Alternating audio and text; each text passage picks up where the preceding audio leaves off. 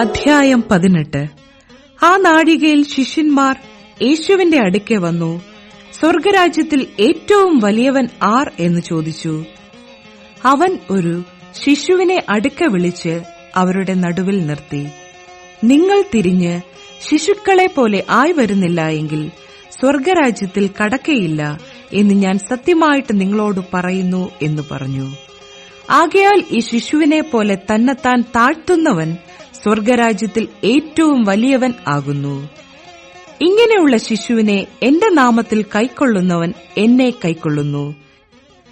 എന്നിൽ വിശ്വസിക്കുന്ന ഈ ചെറിയവരിൽ ഒരുത്തന് ആരെങ്കിലും ഇടർച്ച വരുത്തിയാലോ അവന്റെ കഴുത്തിൽ വലിയൊരു തിരികല്ല് കെട്ടി അവനെ സമുദ്രത്തിന്റെ ആഴത്തിൽ താഴ്ത്തിക്കളയുന്നത് അവന് നന്ന്. ഇടർച്ച ഹേതുവായി ലോകത്തിന് അയ്യോ കഷ്ടം. ഇടർച്ച വരുന്നത് ആവശ്യം തന്നെ, എങ്കിലും ഇടർച്ച വരുത്തുന്ന മനുഷ്യന് അയ്യോ കഷ്ടം. നിന്റെ കയ്യോ കാലോ നിനക്ക് ഇടർച്ചയായാൽ അതിനെ വെട്ടിയെറിഞ്ഞു കളക. 2 കൈയും 2 കാലുമുള്ളവനായി നിത്യാഗ്നിയിൽ വീഴുന്നതിനേക്കാൾ അംഗഹീനനായിട്ടോ മുടന്തനായിട്ടോ ജീവനിൽ കടക്കുന്നത് നിനക്ക് നന്ന്. നിന്റെ കണ്ണ് നിനക്ക് ഇടർച്ചയായാൽ അതിനെ ചൂന്നെടുത്ത് എറിഞ്ഞുകളക. 2 കണ്ണുള്ളവനായി അഗ്നിനരകത്തിൽ വീഴുന്നതിനേക്കാൾ ഒറ്റക്കണ്ണനായി ജീവനിൽ കടക്കുന്നത് നിനക്ക് നന്ന്. ഈ ചെറിയവരിൽ ഒരുത്തനെ തുച്ഛീകരിക്കാതിരിപ്പാൻ സൂക്ഷിച്ചുകൊള്ളുവിൻ. സ്വർഗത്തിൽ അവരുടെ ദൂതന്മാർ സ്വർഗസ്ഥനായ എന്റെ പിതാവിന്റെ മുഖം എപ്പോഴും കാണുന്നു എന്ന് ഞാൻ നിങ്ങളോട് പറയുന്നു. നിങ്ങൾക്ക് എന്തു തോന്നുന്നു?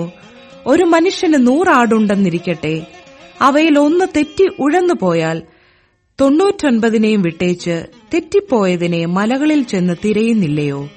അതിനെ കണ്ടെത്തിയാൽ തെറ്റിപ്പോകാത്ത 99 അധികം അതിനെക്കുറിച്ച് സന്തോഷിക്കും എന്ന് ഞാൻ സത്യമായിട്ട് നിങ്ങളോട് പറയുന്നു. അങ്ങനെ തന്നെ ഈ ചെറിയവരിൽ ഒരുത്തൻ നശിച്ചു പോകുന്നത് സ്വർഗസ്ഥനായ നിങ്ങളുടെ പിതാവിന് ഇഷ്ടമല്ല.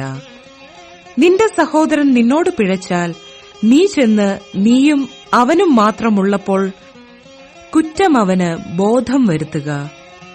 അവൻ നിന്റെ വാക്കുകേട്ടാൽ നീ സഹോദരനെ നേടി. കേൾക്കാഞ്ഞാലോ 2-3 സാക്ഷികളുടെ വായാൽ സകല കാര്യവും ഉറപ്പാക്കേണ്ടതിന് 1-2 പേരെ കൂട്ടിക്കൊണ്ട് ചെല്ലുക. അവരെ കൂട്ടാക്കാഞ്ഞാൽ സഭയോടറിയിക്ക. സഭയെയും കൂട്ടാക്കാഞ്ഞാൽ അവൻ നിനക്ക് പുറജാതിക്കാരനും ചുങ്കക്കാരനും എന്ന പോലെ ഇരിക്കട്ടെ. നിങ്ങൾ ഭൂമിയിൽ കെട്ടുന്നതെല്ലാം സ്വർഗത്തിലും കെട്ടപ്പെട്ടിരിക്കും, നിങ്ങൾ ഭൂമിയിൽ അഴിക്കുന്നതെല്ലാം സ്വർഗത്തിലും അഴിഞ്ഞിരിക്കും എന്ന് ഞാൻ സത്യമായിട്ട് നിങ്ങളോട് പറയുന്നു. ഭൂമിയിൽ വെച്ച് നിങ്ങളിൽ 2 പേർ യാചിക്കുന്ന ഏതു കാര്യത്തിലും ഐകമത്യപ്പെട്ടാൽ അത് സ്വർഗസ്ഥനായ എന്റെ പിതാവിങ്കിൽ നിന്ന് അവർക്ക് ലഭിക്കും. 2-3 പേർ എന്റെ നാമത്തിൽ കൂടി വരുന്നിടത്തൊക്കെയും ഞാൻ അവരുടെ നടുവിലുണ്ട് എന്നും ഞാൻ നിങ്ങളോട് പറയുന്നു. അപ്പോൾ പത്രോസ് അവന്റെ അടുക്കൽ വന്ന്, കർത്താവേ, സഹോദരൻ എത്ര വട്ടം എന്നോട് പിഴച്ചാൽ ഞാൻ ക്ഷമിക്കണം? 7 വട്ടം മതിയോ എന്ന് ചോദിച്ചു. യേശു അവനോട്, 7 വട്ടമല്ല 70 വട്ടം എന്ന് ഞാൻ നിന്നോട് പറയുന്നു എന്ന് പറഞ്ഞു. സ്വർഗരാജ്യം തന്റെ ദാസന്മാരുമായി കണക്ക് തീർപ്പാൻ ഭാവിക്കുന്ന ഒരു രാജാവിനോട് സദൃശം. അവൻ കണക്ക് നോക്കി തുടങ്ങിയപ്പോൾ 10,000 താലന്ത് കടമ്പെട്ട ഒരുത്തനെ അവന്റെ അടുക്കൽ കൊണ്ടുവന്നു. അവന് വീട്ടുവാൻ വകയില്ലായകയാൽ അവന്റെ യജമാനൻ അവനെയും ഭാര്യയെയും മക്കളെയും അവനുള്ളതൊക്കെയും വിറ്റ് കടം തീർപ്പാൻ കൽപ്പിച്ചു. അതുകൊണ്ട് ആ ദാസൻ വീണ് അവനെ നമസ്കരിച്ചു. യജമാനനെ, എന്നോട് ക്ഷമ തോന്നണമേ, ഞാൻ സകലവും തന്നു തീർക്കാം എന്ന് പറഞ്ഞു.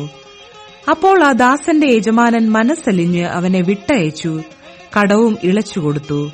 ആ ദാസൻ പോകുമ്പോൾ തനിക്ക് 100 വെള്ളിക്കാശ് കടംപെട്ട ഒരു കൂട്ടുദാസനെ കണ്ട് തൊണ്ടയ്ക്കു പിടിച്ചു ഞെക്കി. നിന്റെ കടം തീർക്കുക എന്ന് പറഞ്ഞു. അവന്റെ കൂട്ടുദാസൻ, എന്നോട് ക്ഷമ തോന്നണമേ, ഞാൻ തന്നു തീർക്കാം എന്ന് അവനോട് അപേക്ഷിച്ചു. എന്നാൽ അവൻ മനസ്സില്ലാതെ ഉടനെ ചെന്ന് കടം വീട്ടുവോളം അവനെ തടവിൽ ആക്കിച്ചു. ഈ സംഭവിച്ചത് അവന്റെ കൂട്ടുദാസന്മാർ കണ്ടിട്ട് വളരെ ദുഃഖിച്ചു. ചെന്ന് സംഭവിച്ചതൊക്കെയും യജമാനനെ ബോധിപ്പിച്ചു. യജമാനൻ അവനെ വിളിച്ചു, ദുഷ്ടദാസനെ, നീ എന്നോട് അപേക്ഷിക്കയാൽ ഞാൻ ആ കടമൊക്കെയും ഇളച്ചു തന്നുവല്ലോ. എനിക്ക് നിന്നോട് കരുണ തോന്നിയതുപോലെ നിനക്കും കൂട്ടുദാസനോട് കരുണ തോന്നേണ്ടതല്ലയോ എന്ന് പറഞ്ഞു. അങ്ങനെ യജമാനൻ കോപിച്ച് അവൻ കടമൊക്കെയും തീർക്കുവോളം അവനെ ദണ്ഡിപ്പിക്കുന്നവരുടെ കയ്യിൽ ഏൽപ്പിച്ചു. നിങ്ങൾ ഓരോരുത്തൻ സഹോദരനോട് ഹൃദയപൂർവ്വം ക്ഷമിക്കാഞ്ഞാൽ സ്വർഗസ്ഥനായ എന്റെ പിതാവ് അങ്ങനെ തന്നെ നിങ്ങളോടും ചെയ്യും.